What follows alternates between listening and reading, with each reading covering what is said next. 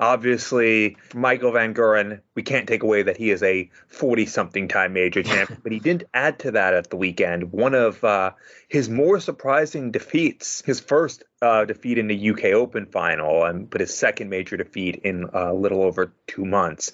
How do you think he will reflect on losing the final, having been, depending on where you look, I've seen 8-1 on and 10-1 on, such a heavy favorite? Yeah, and I even saw the bookmaker that I use. I saw him as a 1-12 shot going into that final. So I think it is going to be a defeat that stings for a little bit for him. And on the plus side for Michael van Gerwen is that he has got the chance to get back on the horse, as it were. He's got the Premier League on Thursday. We're going to try and attempt our picks again for that a little bit later on. And I've seen today that he's entered the 2 Players' Championship events this weekend, and we've got some Euro Tours coming up this month as well. So opportunities are going to come pretty quickly for him to put that defeat behind him, and he'll be looking to the next tournament. And I think, in fairness to MVG, he is someone that can brush himself down and go again. And I think the defeat in the final is probably going to have more of an impact on other players. They're going to be looking at it and thinking, I can do what Andrew Gilding did. He's not invincible, and if Michael van Gerwen's not on his A game, I've got to make sure that I stick with him, because chances are going to come, and then it's going to be about whether I'm able to take those chances and keep the game close, or indeed go on and win it. And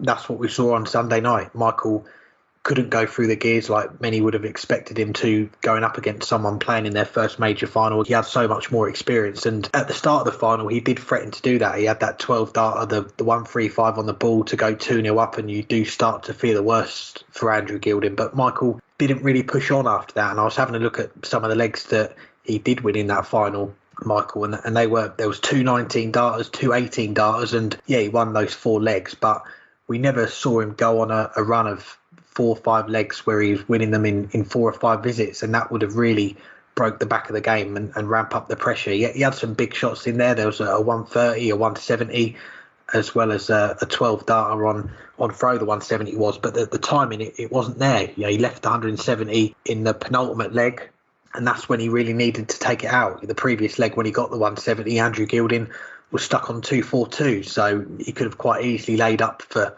tops or double 16, and maybe that 170 would have gone in the next leg. So did he perhaps underestimate Andrew Gilding in the final a little bit? Maybe. He'd come through a hell of a tough draw to get to the final. 4 of his 5 games were against players in the top 16, and when it is a random draw, he didn't get much luck in the draw, but in the decider, kicks off with a 1-3-4, but after that it was Andrew Gilding hitting the big shots, 1-2-3, 1-2-2, the 180, whereas MVG, all his scores after that first one, all under 100, and that left him with 1 dart on a 102 to take it, and he wasn't able to do so. So yeah, I think it's going to be a defeat that he'll be disappointed with for a little while. And we think back to last year, 2022, he was 4 out of 4 in major finals. Well, 2023, we've had 2 major finals that Michael van Gerwen's been a part of, the World Championship and the UK Open, and he's lost them both. So that's a telltale sign for me that he's not playing at his best, and there is more work for him to do to get back to where he was before.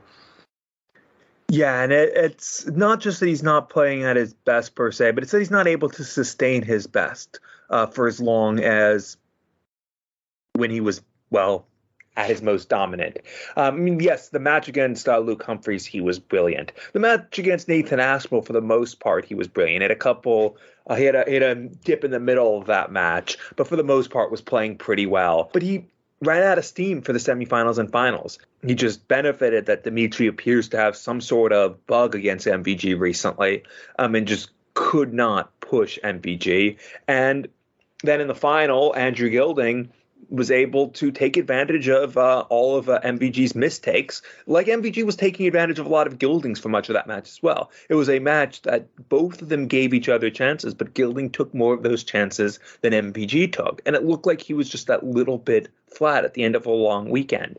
And you mentioned the World Championships. Obviously, that was a much, much, much longer match. The early stages of that match, he was playing at or near his best. unfortunately for him, so was Michael Smith. And that meant that both of them were playing well, but MVG wasn't the one who was winning the key legs. And then MVG fell off and Michael Smith started to pull away and made it suddenly 5-3, 6-3. But that's, again, what I was saying about how MVG's not been able to maintain his best for as long as he used to. And maybe that's something because it does get harder to keep that energy and to keep that concentration as you get into your 30s. I'm starting to notice that now, although I never was able to compete at anywhere near the level he was able to when he was in his 20s.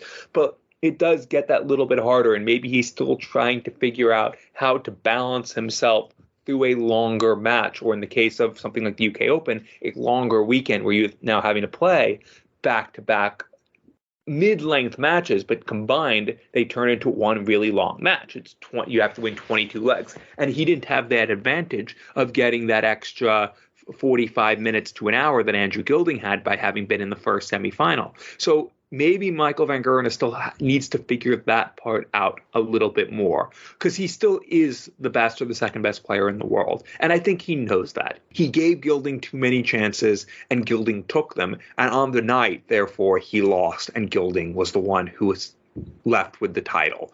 But Michael van Gerwen is still putting himself in position to win more often than anyone else in the world right now. Michael Smith being the one player who comes close in that regard. The difference is Michael van Gerwen isn't crossing the line as much as often when he's in that position as he used to. And that's going to be the thing that grates on him. You go back a couple years ago, he was just not putting himself even in the position to win. And that's why he went nearly an entire year without winning anything, waiting until September to win a World Series event and then adding one Pro Tour later in the year for a grand total of 2 titles, a far cry from the 20-odd that he was doing just a few years earlier. He's putting himself in that position now, last year and this year, and therefore he's winning more of them than he had been for the previous couple of years. He won 4 majors last year. I think there's every chance he'll do that again this year.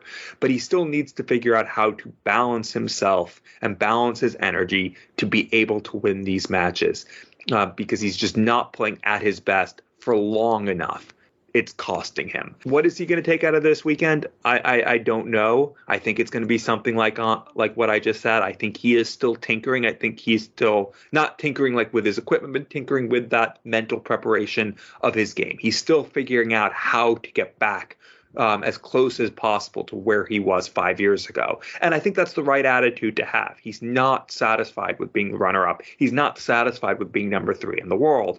And it's now figuring out as he gets older, as he has, he's raising a child and raising a family and figuring out how to balance everything, how he can best approximate where he was 5 years ago with the limitations that he now has to deal with. And I think he is starting to figure it out.